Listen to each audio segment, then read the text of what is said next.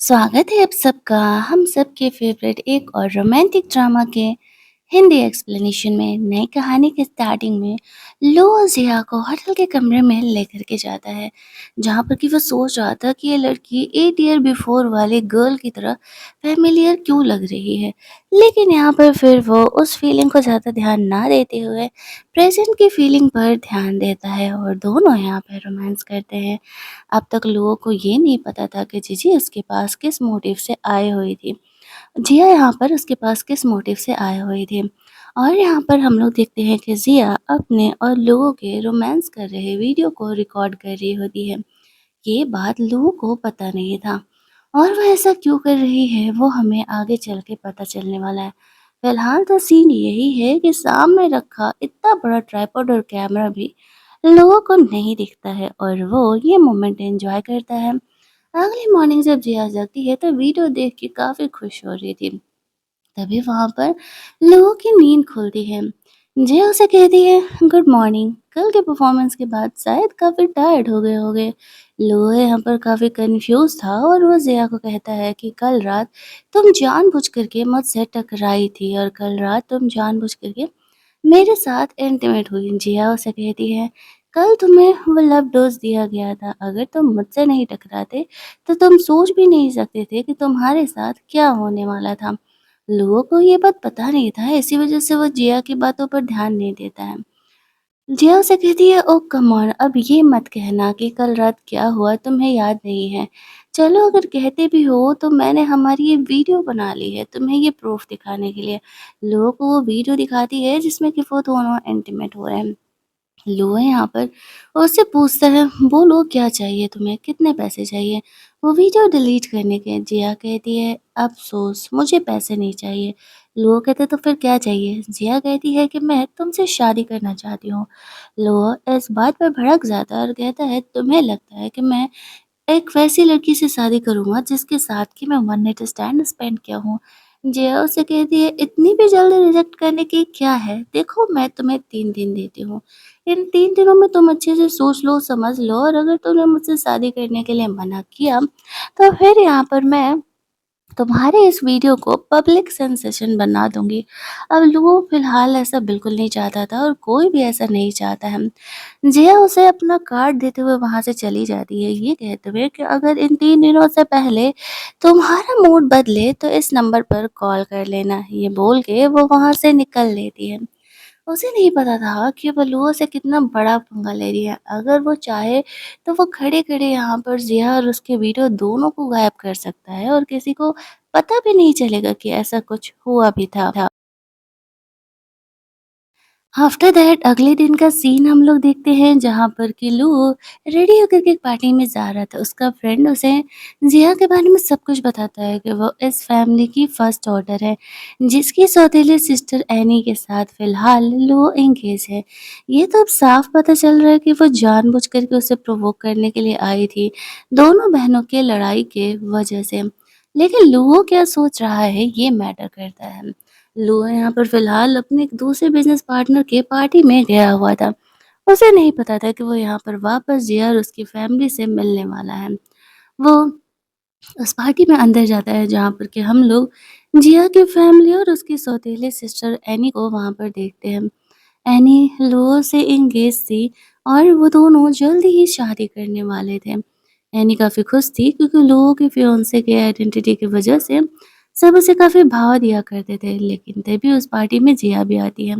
Actual में इस party की होस्ट फैमिली जिया की फ्रेंड ही है जिसने कि उसे इस पार्टी में बुलाया है।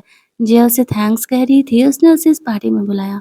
और लड़की कहती है अरे पागल लड़की, अगर तुम नहीं होती तो फॉरेन में सर्वाइव करना मेरे लिए कितना मुश्किल होता और तुम अब भी अपनी फैमिली की एल्डेस्ट डॉटर हो, तो हम तुम्हें कैसे नहीं बुलाएँगे। लेकिन क्या जिस प्लान के लिए तुम गई थी कल सक्सेसफुल हुआ? जिया कहती है लगी हुई हूँ, देखती हूँ क्या होता है। वैसे मुझे मेरी फैमिली से बदला तो लेना है। 8 साल पहले इन लोगों ने मुझे अबैंडन कर दिया था और अब मैं वापस जो मेरा है वो लेने के लिए आई हुई हूँ। तब इस पार्टी में ऐसे लू आता है तो एनी और उसकी फैमिली उससे बात करने का कोशिश करती है। लेकिन लू उन्हें कुछ खास भाव नहीं दे रहा था। एनी इस तरीके से उसे देख जिया उसे देखती है तो सोचती है लगता है कि ये अब तक कन्विंस नहीं हुआ मुझसे शादी करने के लिए। मुझे कुछ और ही करना पड़ेगा। वहाँ से एक वेटर जा रहा था, तो वो वेटर को कुछ इशारा करती है और वो लोगों के पास जाने के लिए कहती है। उसके फ्रेंड को डर था कि अगर वो बार-बार ऐसे लोगों को ऑफेंड करेगी, तो कहीं वो उसके लिए पंगे ना क्रिएट कर दें। जैसा जिया ने कहा था, वो वेटर वैसा ही करता है। लोगों के पास जाता है और गलती से टकरा जाता है।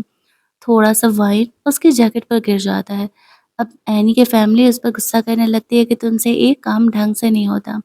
लोग कहते हैं कोई बात नहीं, सब इंसान ही है, क्या हो गया, मैं आता हूँ ड्रेस चेंज करके।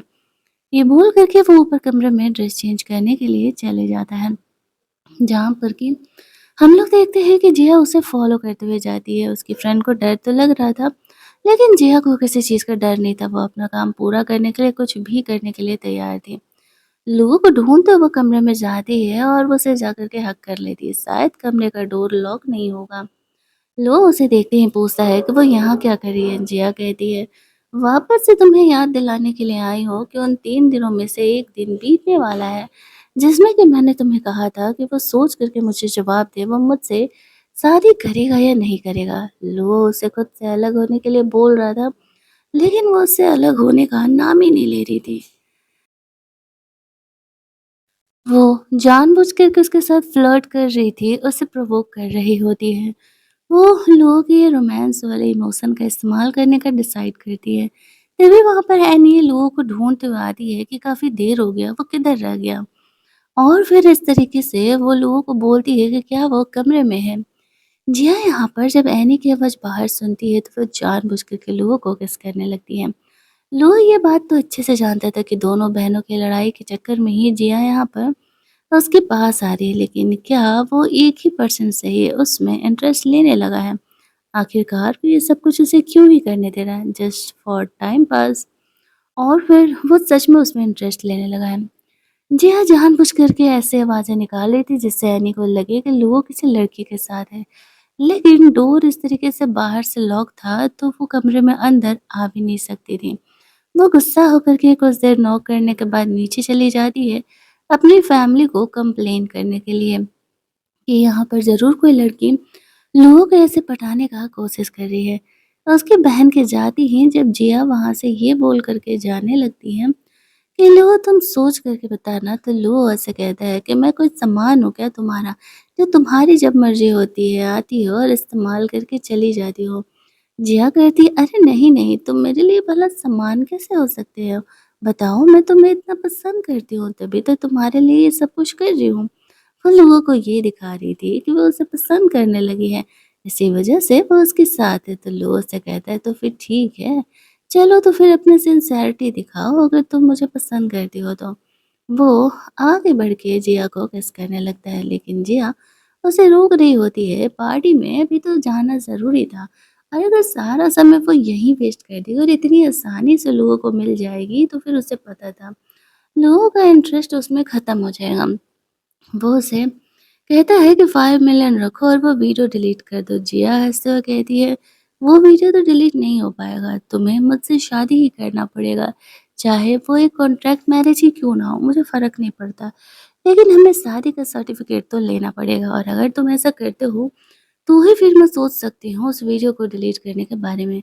लो उसे कहता है, तो चलो ठीक है, तुम मुझे वीडियो को लेकर के ही ब्लैकमेल कर रही हो ना कि तुम हम दोनों के बीच का वो वन नाइट स्टैंड सबको दिखा दोगी, तो मैं अब उस बात से डरने नहीं वाला हूँ।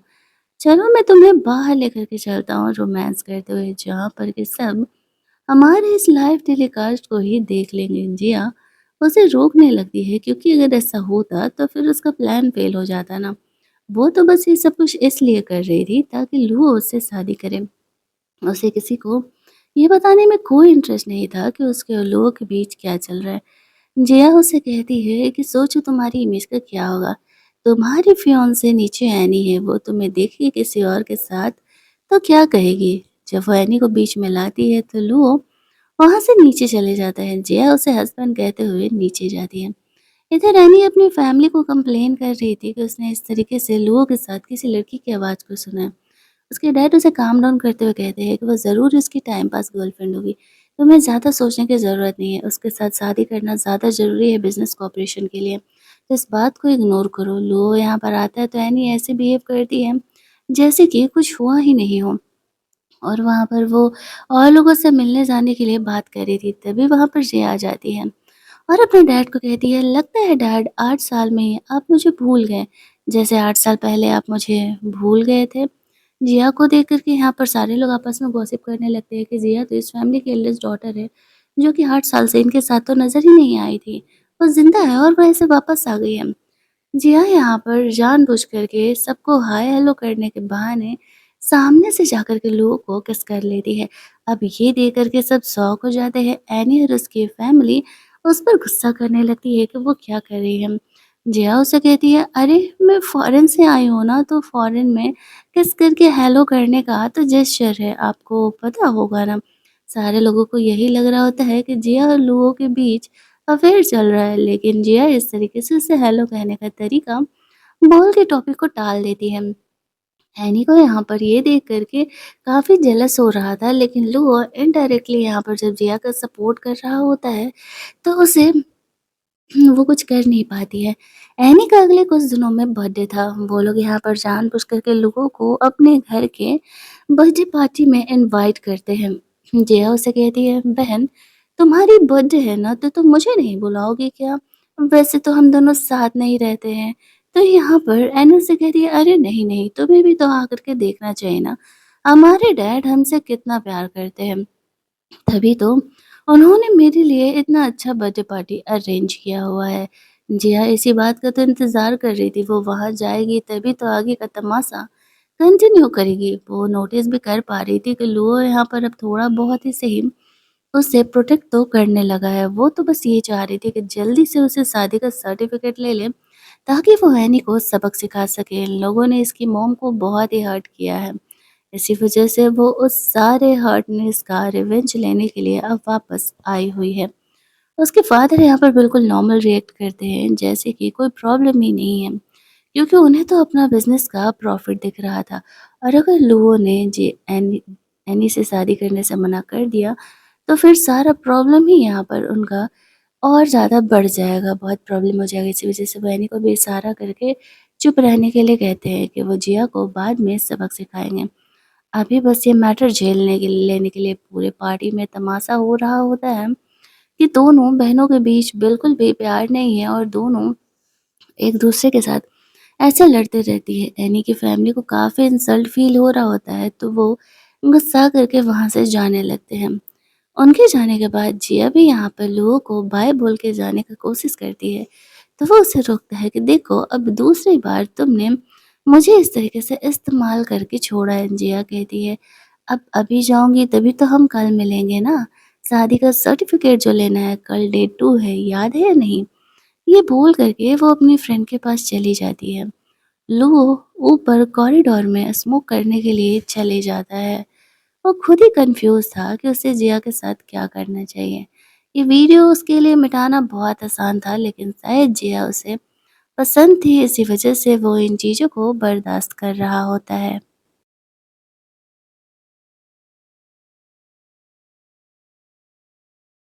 जिया लोगों को ढूँढते हुए ऊपर फ्लोर पर जाती है, जहाँ पर कि वो स्मोक कर रहा था।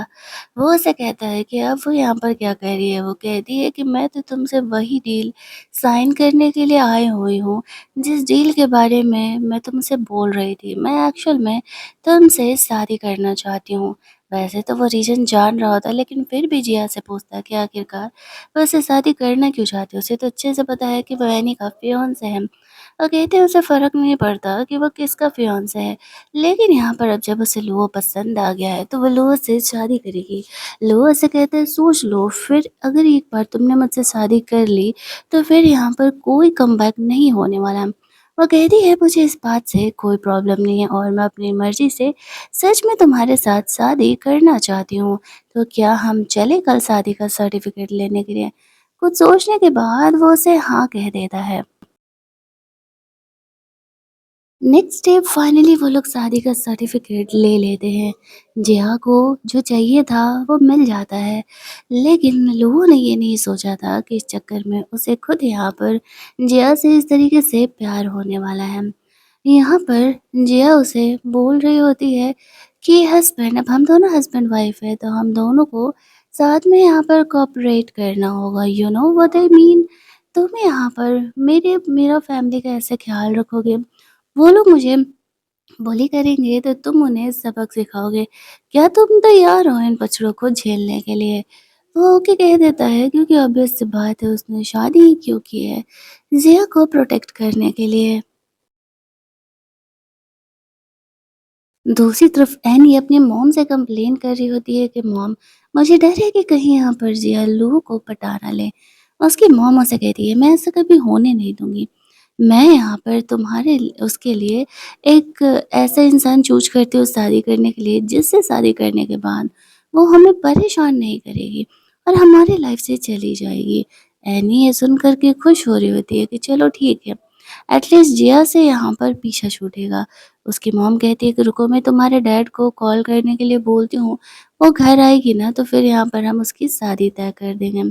बहुत ही ज़्यादा ये बात कर सुन कर के खुश हो जाती है कि चलो ठीक है भाई, अच्छी बात है यहाँ पर।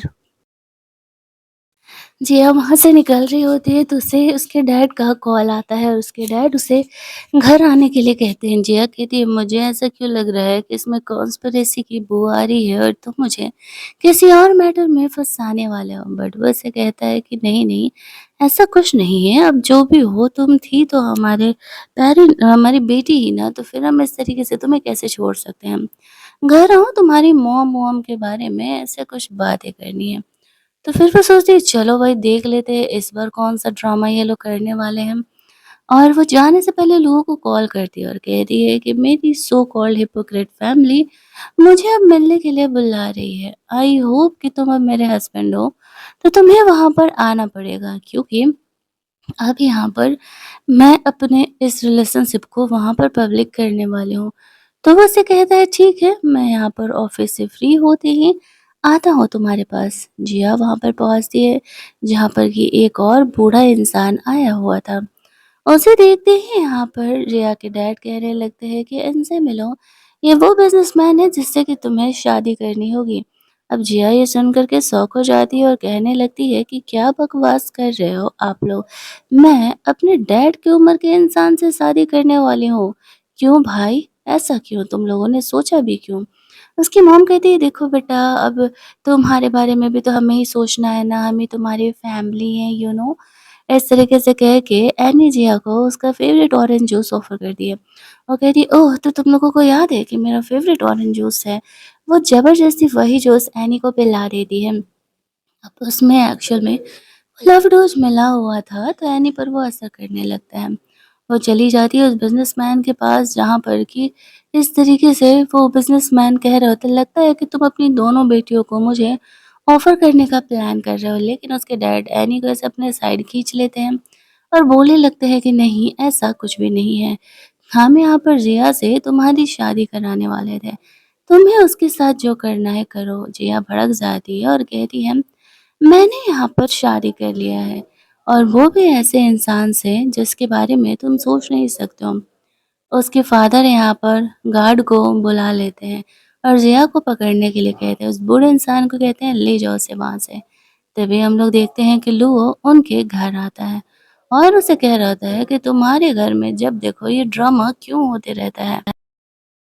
लोगों के बस आने भर का देरी था, वो आते ही यहाँ पर उस इंसान की ऐसी पिटाई लगाता है कि वो बूढ़ा इंसान बेहोश हो जाता है। वो ज़िया को प्रोटेक्ट करता है और अपने गार्ड्स को उस बूढ़े इंसान को वहाँ से लेकर के जाने के लिए कहता है। ज़िया से वो पूछता है कि क्या हो रहा था यहाँ पर, तो ज़िया कहती है कि ये लोग ज़बरदस्ती मेरी शादी उस बूढ़े इंसान से करा रहे थे। तो वो भड़क जाता है कि तुम लोग ऐसा व्यवहार ज़िया के साथ कैसे कर सकते हो? एनी कहती है मैं तुम्हारी फियांसे हूँ, तुम मुझे छोड़ कर के जिया का फ़िक्र क्यों कर रहे हो? तो जिया अपना शादी का सर्टिफ़िकेट निकाल कर के दिखाती है और कहती है क्योंकि मैंने लूओ से शादी कर ली। जब मैंने शुरुआत में तुम्हें बोला तो तुम लोगों को तो मेरी बात का भरोसा ही नहीं था। तो लो देखो सर्टिफ़िकेट, मैंने आज ही लूओ से शादी किया है और अब ये तुम्हारा जीजा है, तो बेहतर होगा कि तुम उसे हस्बैंड नहीं जीजा के तौर पर देखो। ये देखते ही एनी काफ़ी शॉक हो जाती है और सोचने लगती है कि जिया ने आखिरकार ऐसा क्या चाल चला होगा कि लो उसे छोड़ कर के जिया से एंगेज हो गया। अब यहाँ पर लुओ कहता है कि अब जैसा कि तुम लोग जान चुके हो कि जिया मेरी वाइफ़ है, तो बेहतर होगा कि तुम लोग उसी औकात में उसके साथ बिहेव करो और अगर दोबारा तुम लोगों ने उसे परेशान किया, तो उसके लिए सही नहीं होगा। वहाँ से जाने से पहले वो अपने डैड को धमकी देते हुए कहती है कि 3 दिन दे रही हूँ तुम्हें। अगर 3 दिनों में मेरी मॉम की चीज़ों को तुमने नहीं लौटाया तो तुम्हें पता है ना, अब मैं लुओ के साथ और क्या कर सकती हूँ? बेहतर होगा कि मेरी मॉम की डाउरी को मुझे सही तरीके से लौटा देना। लुओ जिया को वहाँ से लेकर के जाता है। वो दोनों रोमांस करते हुए कमरे में जाते हैं। लुओ जिया से थोड़ा-सा गुस्सा था और वो उसे बोल रहा होता है कि तुमने इतना बड़ा रिस्क क्यों लिया? अगर मैं उस समय से नहीं पहुँचता तो तुम्हें पता है कि वो लोग तुम्हारे साथ क्या करते। जिया उसे कहती है मुझे पूरा भरोसा था कि तुम समय पर आने वाले थे। इसी वज़ह से मैंने ये रिस्क लिया था। क्यों अब तुम्हें मेरी फ़िक्र भी होने लगी है क्या? वो दोनों यहाँ पर वापस से इंटीमेट होते हैं। अगली मॉर्निंग जब ज़िया देखती है तो देखती है कि लो इतने आराम से सो रहा है। अब उसे वहाँ से ऑफ़िस के लिए निकलना था तो उसे जगाना तो पड़ेगा ना। जब उसे जगाती है तो लो उसे एक प्यारा-सा गुड मॉर्निंग किस देता है और फिर ज़िया कहती है कि मैं इस ऑफ़िस में जा रही हूँ। और अगर तुम्हें काम नहीं होगा तो आ जाना एक मस्त ड्रामा दिखाने वाली हूँ। बोल के जिया चली जाती है। लू अपने सेक्रेटरी को कॉल करता है और वो एक्चुअल में जिया की कंपनी में पहले टाई अप करने का प्लान कर रहा था, लेकिन कंपनी थोड़ी छोटी थी इसी वज़ह से टाल रहा होता है।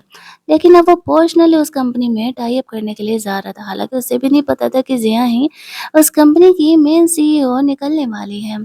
और इस तरीके से हम लोग देखते हैं एनी अपने डैड के साथ उसी प्लेस पर पहुँचती है, जहाँ पर कि वो उस कंपनी के बिज़नेस ओनर से टाई अप करने के लिए आए हुए थे। और यहाँ पर जब इस तरीके से वो देखती है कि जिया उस कंपनी में जा रही है तो वो गुस्सा करने लगती है कि उसे हर वो एक चीज़ लेना ज़रूरी है जो कि उसे चाहिए था। एनी कहती है एक सेकंड बहन, मैंने तुमसे कोई तुम्हारी चीज़ नहीं ली है और तुम जब इस कंपनी में जा रही हो तो जा करके देख ही लेना कि आखिरकार इस कंपनी में मैं क्या करती हूँ तो तुम्हें समझ में आ जाएगा। ये बोलते हुए इस तरीके से वो वहाँ से चली जाती है और जब वो अंदर जाती है तब तक अभी वही लोग समझ रहे होते हैं कि बस वो एक कंपनी की सीईओ ही तो होगी, इससे ज़्यादा तो कुछ हो नहीं सकती है। लेकिन उन्हें असलियत पता नहीं था। दूर से लुओ जिया को उन्हें ऐसे सबक सिखाते हुए देख रहा था। वो सोचता है बंदी तो काफ़ी कंटाप है, इतनी स्ट्रॉन्ग है और बुरे लोगों को अच्छा खासा सबक भी सिखाती है।